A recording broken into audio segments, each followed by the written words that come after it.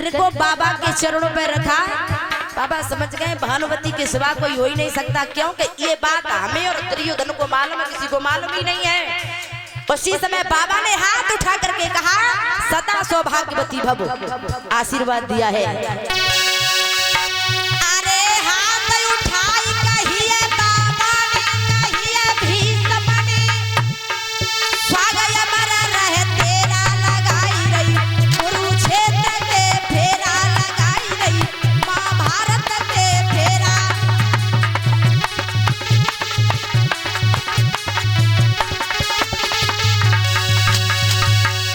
जैसे ही बाबा ने आशीर्वाद दिया, द्रौपदी वहां से चली, कन्हैया के पास में पहुंची। कन्हैया बोले क्या हुआ? बोले बाबा ने आशीर्वाद दे दो। बोले आशीर्वाद दिया है? बोले हाँ। कन्हैया कहने लगे दोबारा वापस लौट करके जाओ। बोले क्यों? बाबा से ये पूछ करके आओ कि जो आपने दुर्योधन को कल वचन दिया था कि एक न एक पांडवा मेरे हाथों से मारा जाएगा, वो सत्य है कि आज तुमने आशीर्वाद दिया, वो सत्य है। अब द्रौपदी फिर चली, अब बाबा के पास में पहुंची और बाबा से हाथ जोड़ के बोली बाबा। और जैसे ही द्रौपदी की आवाज बाबा ने सुनी, माला हाथ से छूट पड़ी है। कहने लगे द्रौपदी आप? बोले हाँ। बाबा समझ गए धोखा हो गया मेरे साथ में। उसी समय द्रौपदी कहने लगी बाबा हमें आप एक बात बताओ, आपने हमें आशीर्वाद तो दे दिया, लेकिन जो आपने कल वचन दिया था दुर्योधन को, वो सत्य है कि आज जो आशीर्वाद दिया वो सत्य है।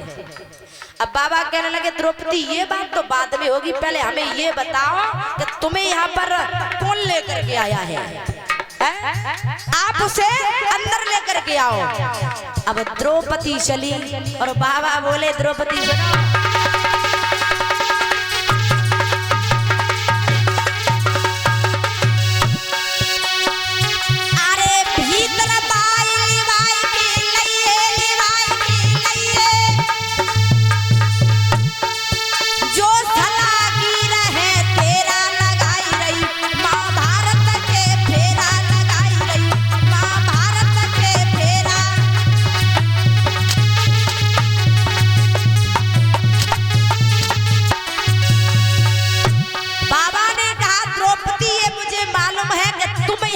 सुनो, नहीं आ सकती हो, जो तुम्हें यहाँ पर हमारे पास में लेकर के आया है उसे अंदर लेकर के आओ। अब द्रौपदी बाबा के वचन सुने कन्हैया के पास में पहुंची। कन्हैया बोले का भाव? बोले कन्हैया? बोले हाँ अंदर चलो, बाबा ने बुलाओ। और जैसे ही कन्हैया ने सुना कि बाबा ने हमें अंदर बुलाया है, साक्षात सच्चिदानंद भगवान वो भी आज ब्रह्मचारी के सामने जाने से थर थर कांप रहा है। ब्रह्मचारी में वो शक्ति हुआ करती है। अब भगवान कन्हैया ने जैसे ही सुना कि बाबा ने अंदर बुलाओ है, अब तो कन्हैया थर थर कांपने लगे। बाबा के सामने जाएं तो कैसे जाएं? बोले आज तो बाबा अब कुछ न कुछ करके ही मानेंगे।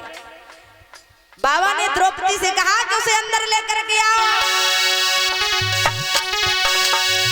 अरे भीतर लिवाई की लइए,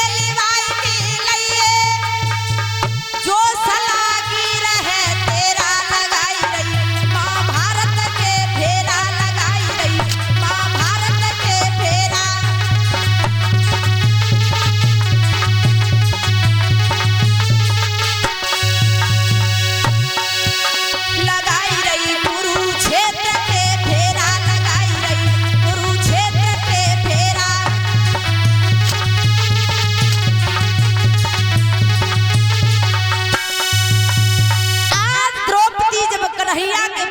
पहुंची और कहा कन्हैया